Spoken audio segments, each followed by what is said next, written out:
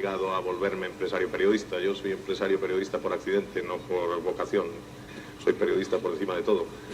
Busqué 16 personas. En octubre de 1976 nació el periódico Diario 16, fundado por los mismos propietarios de la revista Cambio 16, con lo que empezaba a existir de hecho el llamado Grupo 16 como empresa editora de los dos medios. Diario 16 tenía un mal comienzo en el sentido que nacía 6 meses después de que hubiera nacido el diario El País y consiguiera para sí el codiciado título de ser el primer periódico posfranquista de Madrid.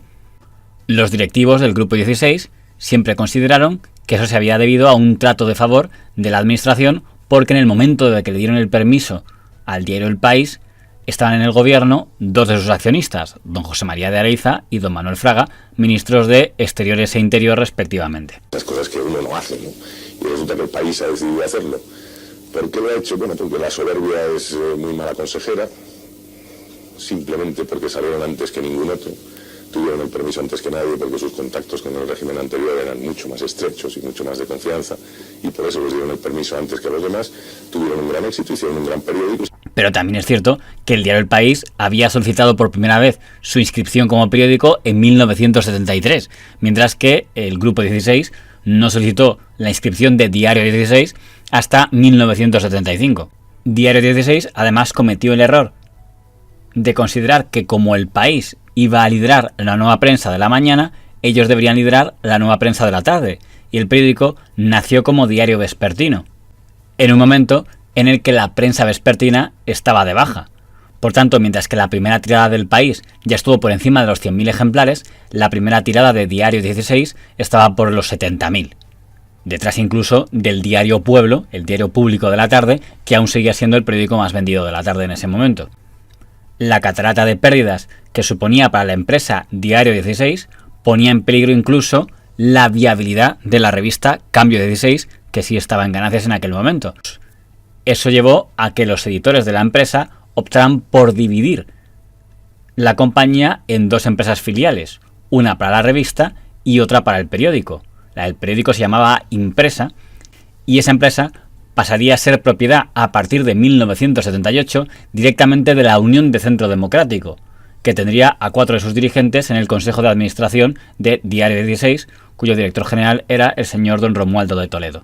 Si se suma este hecho al dato de que el primer presidente de Diario 16, don Luis González Seara, en las primeras elecciones se presenta en las listas de la Unión de Centro Democrático y luego es ministro en el gobierno de don Adolfo Suárez, sale en mal momento, acaba de salir El País 6 meses antes, el espacio está cubierto, la forma del periódico no es la idónea y económicamente fracasa, y piden una ayuda al gobierno, y el gobierno se la presta a través de línea, no me acuerdo cómo era el tema, y representando ese capital del estatal, digamos, es donde estamos Pérez, Domenech y yo.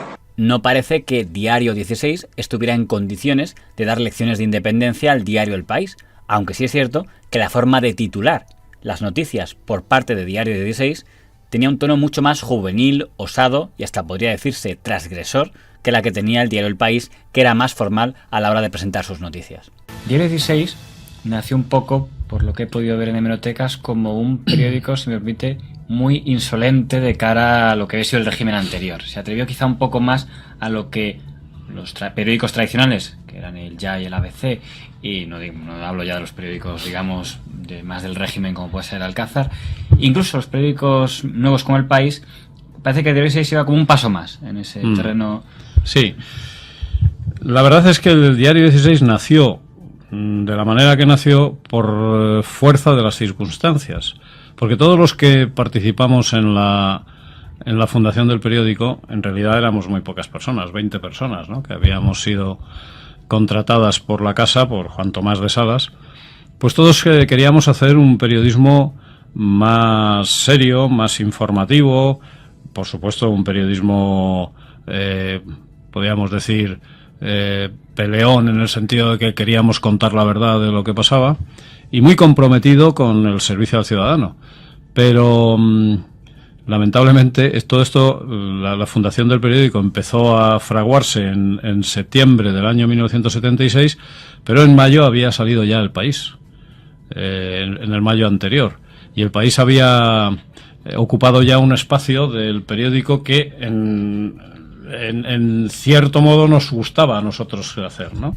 De todos modos, no sé cómo os resultaría tener al partido en el gobierno en el capital de la empresa, porque tenían ahí a Rupérez y a Domenech, claro, y a Isar, bueno, porque en un momento determinado, como todo estaba como estaba, pues deciden que hay que pedir ayuda al partido del gobierno, y el partido del gobierno pone ahí unos millones y pone ahí unos consejeros, y entonces efectivamente pues había que no dejarse vencer por la presión que suponía la presencia de dinero procedente del partido en el gobierno, que eso no condicionara al periódico. Ya fuera a pesar de estar financiado por el gobierno Suárez, o precisamente por eso, Diario 16, con el señor Aguilar de director, fue el periódico nacional más agresivo contra figuras del franquismo. Acusó de conducta impropia a don Emilio Romero, de pelotazo en Marbella al señor Girón, vivió el secuestro de una edición por atribuir insultos al señor Fraga, recibió una querella del señor Ayas Navarro por llamarle el carnicerito de Málaga, y un proceso con Interior por acusar de torturador al jefe de la lucha antiterrorista, el comisario Conesa. A mí me detienen en el Comité de la Transición. Yo hice una información y vino la policía y me detuvo en el periódico, en el Diario 16. Y recuerdo a un director adjunto que se apellidaba Roldán, oye, que ha venido la policía por mí. Y la respuesta es para grabarla. Me dijo, algo habrás hecho.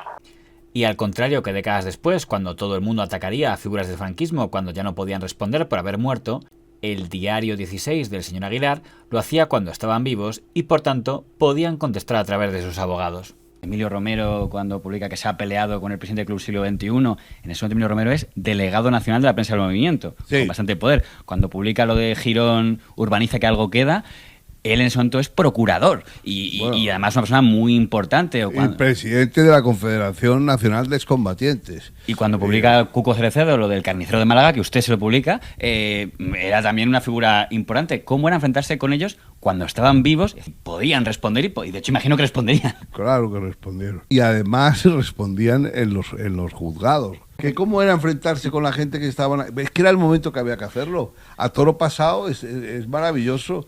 La gente torea de salón, que es que da gloria verla, pero cuando sale el toro de verdad, ahí te quiero ver. Y ahí muchas veces no estaban. Es decir, aquí ha habido mucho franquista que ha hecho méritos una vez, o sea, eso que se llamaba lanzadas a moro muerto. Entonces, oye, daba gusto. Yo alguna vez, pero no he querido en el libro, pero alguna vez he dicho, esa gente que te encontrabas después, ¿te acuerdas, Miguel Ángel? ¿Te acuerdas cuando? Y alguno de estos le he dicho alguna vez, oye, me acuerdo, pero tú no estabas ahí, tú no estuviste. Porque es que llega un momento que se hace un poco cansino.